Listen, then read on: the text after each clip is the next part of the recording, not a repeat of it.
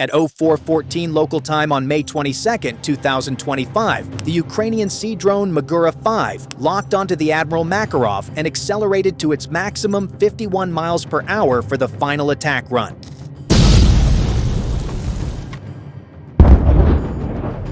Seconds later, a fountain of fire, seawater, and twisted metal erupted from the side of the 4,400-ton warship. The vessel, a key part of Russia's Black Sea Fleet, shook violently, its steel frame screaming under a force it was not designed to withstand. Alarms wailed across the decks as watertight doors slammed shut, but it was too late. A 33-foot gash was torn open below the waterline. It was a direct hit. On the bridge, officers are thrown to the floor. The lights flicker and die, replaced by the red glow of emergency power. This was supposed to be a safe harbor, a fortress, but something got through. It wasn't a torpedo. It wasn't a missile. It was something new. How did this ghost get to the heart of Russia's strongest naval base to land a lethal blow? The story of this attack reveals a terrifying new age of war, one where cheap robots can eliminate giants. The weapon that struck the frigate is the Magura 5. It is an 18-foot-long unmanned surface vessel, or USV. It's not just a boat with a bomb, it's a smart, stealthy predator. Its body is made of special composites that absorb radar waves, making the drone very hard to detect. This gives it a radar cross-section, or RCS, of just 0.22 square feet. To a powerful coastal radar that can spot a fighter jet 250 miles away, the Magura 5 looks like a small seabird, or just a random wave in the sea clutter. It moves using a water jet propulsion system, not a propeller. This is key to its stealth. A normal propeller creates tiny bubbles in the water, a process called cavitation, which makes a distinct high-frequency sound that underwater sensors can easily pick up. The water jet is almost silent, leaving almost no trace. Each drone weighs 2,200 pounds, and a huge portion of that, nearly 1,000 pounds, is its warhead. This isn't a simple bomb. It's a sophisticated tandem charge, designed with two parts for a two-step attack. The first, smaller charge is a shaped charge. It's designed to explode first to blast through any defensive nets or booms guarding the harbor. The second, main charge is a deadly mix of RDX explosive and aluminum powder. It's made to create a huge underwater shockwave to break a warship's frame. 12 of these deadly drones were launched from a secret mothership, a repurposed merchant vessel disguised as a simple cargo hauler. 93 miles out in the cold, dark sea, it released its deadly cargo, then vanished. This level of drone technology shows a huge leap in capability. If you were advising a major navy, would you spend money on building more giant warships or on developing thousands of these cheaper, smarter drones? Share your choice in the comments below. With their orders locked in, the 12 drones began their long, lonely journey to Sevastopol. For hours, they navigated using a mix of GPS and a backup inertial navigation system, or INS. The INS uses gyroscopes and accelerometers to track movement, so even if GPS is jammed, the drone knows where it is. They traveled in a loose, scattered formation to avoid looking like a coordinated group. Sevastopol is protected by some of the best defenses in the world, but they are all designed to look for threats in the air or large ships on the sea. The Magura 5 drones, flying just inches above the waves, were hidden in the radar clutter, the electronic noise created by the choppy sea. Their thermal signature, the heat they give off, was also masked by the 37-degree Fahrenheit water of the Black Sea. As they neared the harbor, Russian Raptor-class patrol boats swept the entrance with powerful searchlights, but their crews were looking for scuba divers or small submarines. They were not looking for a piece of dark composite material that looked like floating debris moving at high speed. At 0410 hours, the first drone, Magura V, reached the outer steel torpedo net. It did not slow down. Its simple optical camera identified the net. 10 feet away, its first charge exploded. The sharp crack was barely heard on the shore over the sound of the wind and waves, but it was enough to blow a wide hole in the barrier. The path was now open.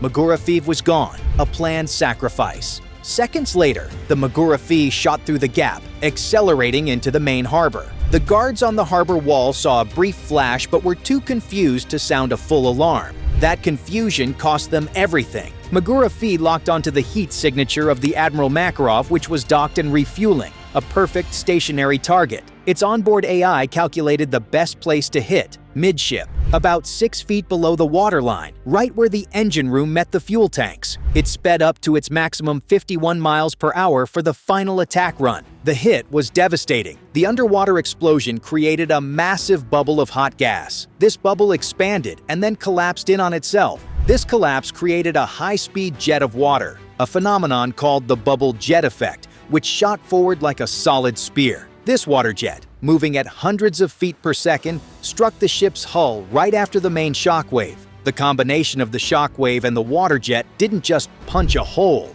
it shattered the steel. The blast and shockwave traveled through the ship's frame, rupturing pipes, cutting electrical cables, and cracking engine mounts, causing damage far from the initial point of impact. At the same time, Magura 5 and Fury 4 sped past the dying frigate. Their target was the pier holding the main naval fuel storage tanks. They slammed into its base. The explosion was huge, turning thousands of tons of diesel fuel into a fireball that lit up the entire bay like a false dawn. The base's ability to refuel its remaining ships was now gone. In the underground Russian command bunker, there was pure chaos. Their flagship was sinking, and their fuel was burning. The commanders knew this had to be a multi-wave attack. They had one last card to play, a powerful secret weapon designed to shut down an entire army's communications. It was a huge gamble, but would it work against a swarm of robots? The order from the panicked command bunker was clear: activate Murmansk BN.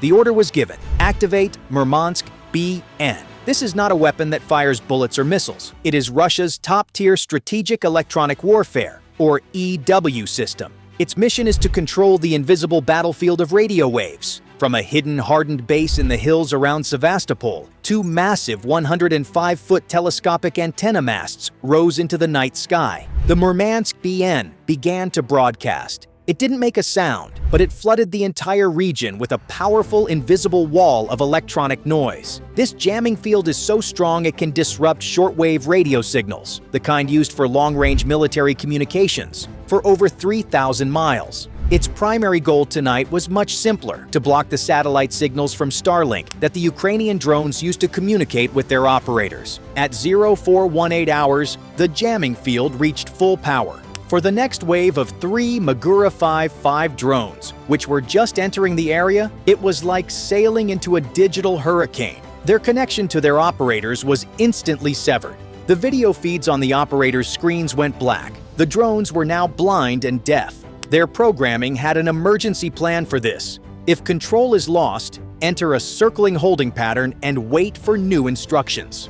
One drone's navigation system drifted, and it ended up crashing into the rocky coastline. The other two began to circle aimlessly in the dark sea. Their mission failed. From the point of view of the Russian command bunker, it looked like a victory. The electronic shield had worked. They had stopped the second wave of the attack. They believed they had regained control. They were completely and totally wrong. They had just fallen for the most important part of the Ukrainian trap. The second wave of drones going silent wasn't a failure. It was bait. The Ukrainian planners knew all about the Murmansk BN. They knew it was Russia's best defense, and they were counting on the Russians to turn it on. Because high above the chaos, another far deadlier hunter was waiting, and it had just been told exactly where to find its prey.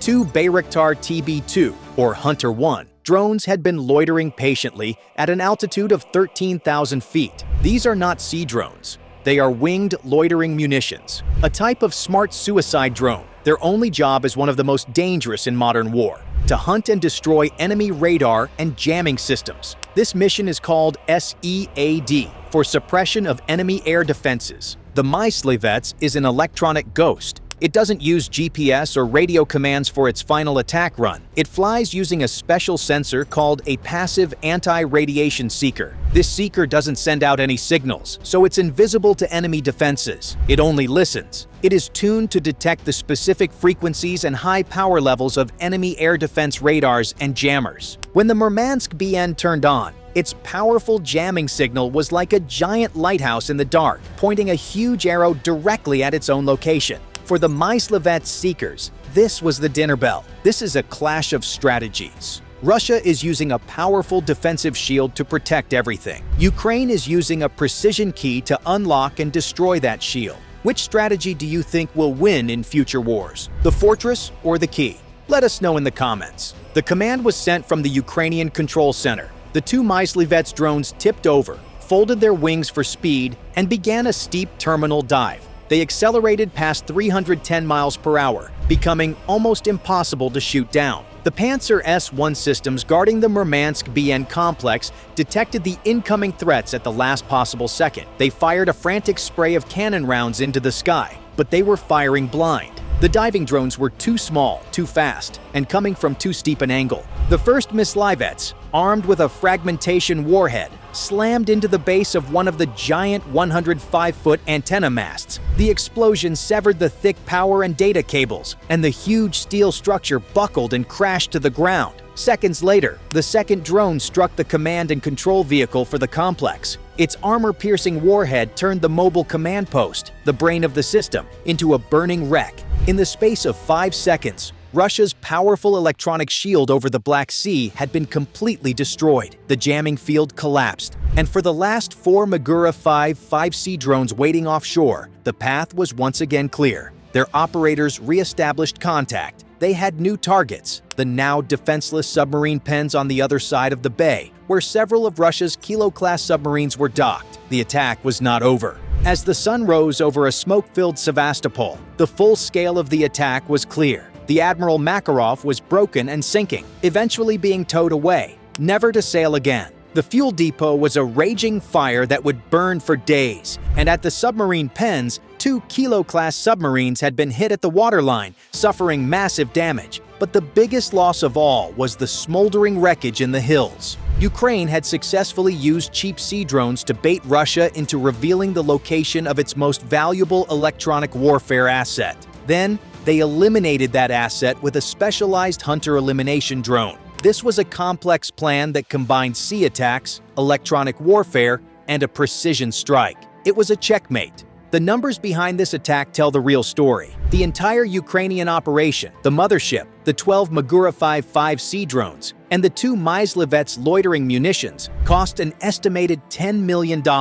In one night of fighting, they destroyed or disabled Russian military assets valued at over $1 billion. That is a stunning 100-to-1 return on investment. This raid completely changed the math of modern naval war. For centuries, naval power was about big ships with big guns. But this attack proved that swarms of smart, low-cost drones can beat those expensive legacy platforms. This is a new strategy called cost imposition. It's about forcing your enemy to spend billions of dollars on defenses that can be defeated by a weapon that costs less than one of their missiles. The new battlefield is not just on the water. It is fought across the invisible electromagnetic spectrum. The age of the naval fortress is over. You no longer need a fleet to challenge a fleet. You need smart engineers, good software, and a very bold plan. The attack on Sevastopol was a message to every major power in the world. Your billion-dollar warships are now hunted. Did this attack make billion-dollar warships obsolete, or is this the start of a new naval arms race? Share your thoughts in the comments. If you valued this analysis, show your support with a like and subscribe so we can continue exploring the future of warfare and technology.